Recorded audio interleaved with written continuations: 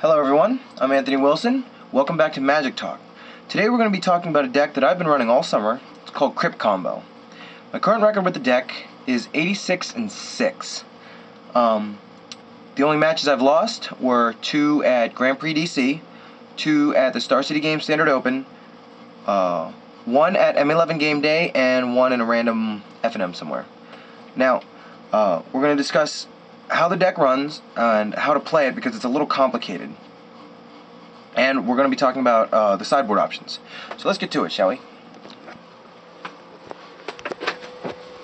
Here is the deck list. Now, the driving force behind this deck is Hedron Crabs and Crypt of Agadeem right here.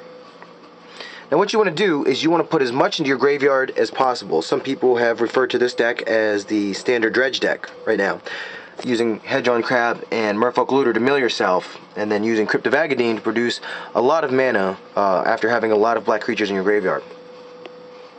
Other things that help you get there are your cycling package right here. You have Architects of Will, Monsterous Carabid, and Viscera Dragger. Other things that help you along the way are Rotting Rats and Fate Stitchers. The idea of the deck is to put all these creatures into the graveyard, use Crypt of Agadeem to produce a lot of mana, and unearth powerful unearth dudes like Sedraxis Specter and Extractor Demon.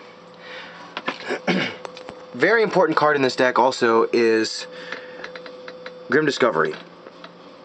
Now, what you want to do is your opening hand should generally have these 3 cards in some combination or another. It's very important that you have these in your hand, especially Grim Discovery. You're going to be milling yourself a lot, and if your opening hand does not have a Crypt of Agadeem in it, excuse me, then you're going to need Grim Discovery to get that back. Also, if they kill your Hedron Crabs or your Merfolk Looter, you use Grim Discovery to get that back as well. Another very, very important card in this deck is right here. This is a change that I made to the deck that wasn't in the older versions. I have added 2 Kederekt Leviathans to the main deck. Now, some decks, the older decks didn't play this at all, or if they did, it was 1 in the sideboard, but I believe it's extremely important, and have put 2 in the main deck, and it has worked wonders. Running into control decks a lot in the early days of the summer, and had a problem with Gideon. So they would play Gideon, say everything attacks Gideon. Well, you can just unearth Kederekt Leviathan, returns everything to their hand, including Gideon, and then you swing through for the win. So this is what the main deck looks like. Here's the mana base. It's a little shaky, but it works out pretty well. 6 fetch lands, 8 basics, and 3 of the Verdant Catacombs here. The 1 mountain is for the Sedraxis Specter in case you need to hardcast it. The problem with this deck, it can be kind of fragile if you don't know how to pilot it correctly. If they're killing your Hedron Crabs and your Merfolk Looters and you can't seem to keep them in play, what you start doing is you can start hardcasting cards like Viscera Dragger and Rotting Rats and Sedraxis Specters to start going aggro with the deck, which is what makes this deck so good. Is it's so versatile if you know how to pilot it right. Another important card to beating other stuff like Tectonic Edge and Spreading Seas is Fate Stitcher, which we have 2 of right here. How you beat the Spreading Seas and Tectonic Edges is you do not play Crypt of Agadeems until you're ready to win. If you know your opponent's playing Spreading Seas, you don't play Crypt of Agadeem. You wait. You play it on your turn, and then use Fate Stitcher to untap it, and then you can win that turn.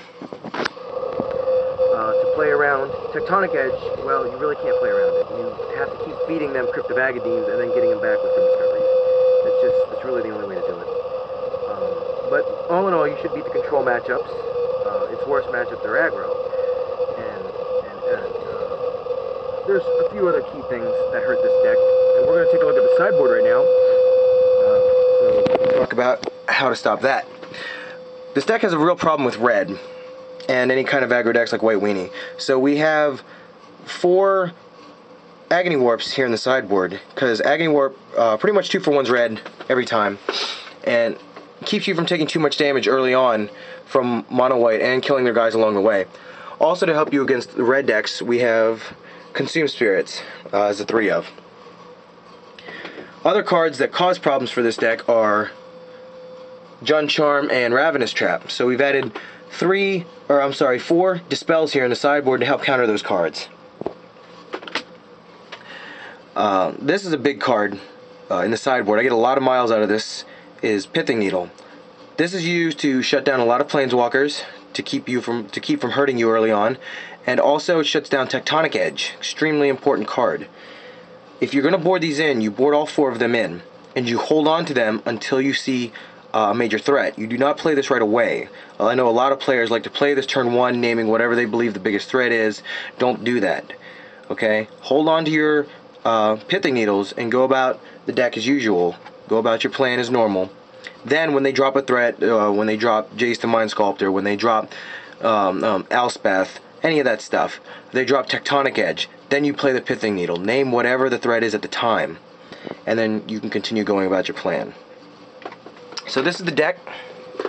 I will be posting the deck list, the exact deck list right here that's laying here, into the description. So you guys can go ahead and build it. Let me know what you think. Play it at your local tournament, and let me know what your results are. So if you have any questions, please feel free to send me a message. I hope this has been educational.